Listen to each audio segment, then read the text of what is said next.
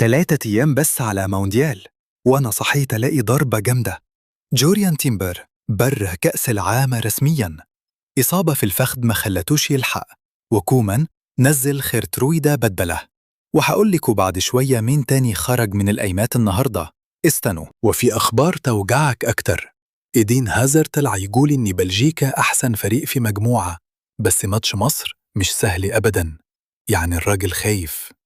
صلاح من معسكر بيقول التركيز على آخر التحضيرات، وحسام حسن بيقول شرف ليه يبقى في مونديال، لاعب ومدرب، ده اللي اسمه رجالة. وبس استنى الجامد، منتخب الجزائر نزل أمريكا، ولاعب اسمه إبراهيم مازا طلع قدام الكاميرات يقول حرفياً هنكسب ميسي إن شاء الله.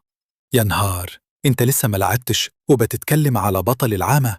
خد عندك، الكلام ده بيرجع. وخليني أوجعك بالرقم، لو امبابي عمل هاتريك في المونديال ده، هيبقى أول لاعب في التاريخ يعمل هاتريك في مونديالين مختلفين بعد نهائي 2022. أول واحد.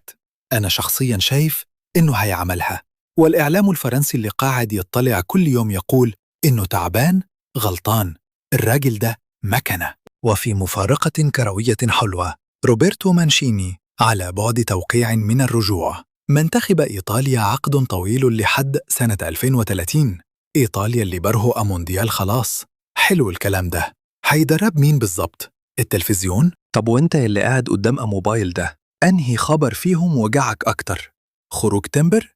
ولا كلام لاعب الجزائر على ميسي؟ سيبها لي تحت، أنا قاعد بقرأ كومنت وهرجع لكم بعد 6 ساعات بكل اللي هيحصل.